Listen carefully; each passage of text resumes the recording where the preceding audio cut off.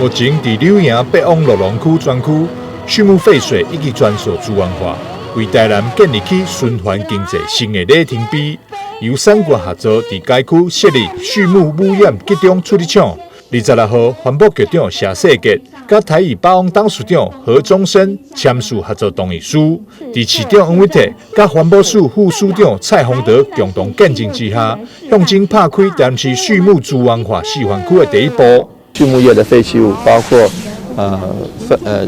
粪尿哈，这个其实坦白讲都需要处理。那如果只是弃置的话，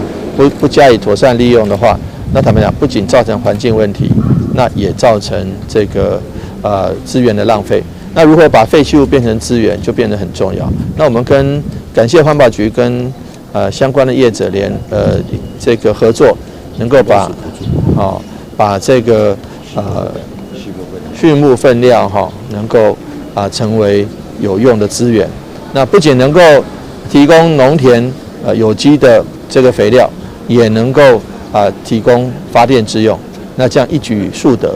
不止会当用来发电，经过粪料废水处理厂处理过废水，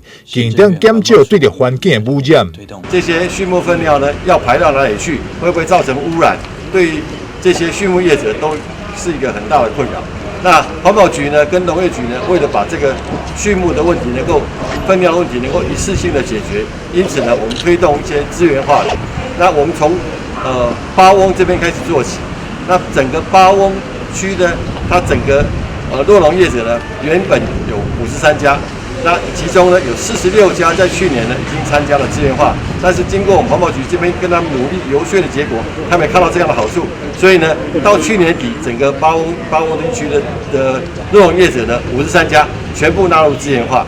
那今天这个活动呢，是我们要把之前已经努力的成果，包括我们整个柳营区里面呢有233家酪农业者呢，都纳入这个畜牧的粪料的资源化。那畜牧粪料的资源化有什么好处？一方面呢，可以解决这些畜牧粪料的污染的问题；另外一部分是可以把这些再利用物质呢，能够施灌到我们的农田里面，不管是畜牧的牧草也好，或是其他的作物也好，都能够让地力可以提升。另外一个部分是，它集中资源化之后，还可以做沼气发电。环保局统计，目前台南市有233间畜牧场响应畜牧粪料资源化政策，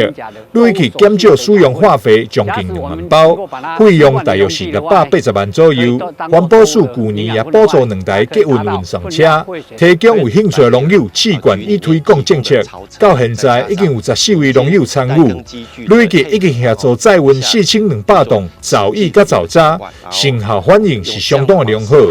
台南新闻张硕伟采访报道。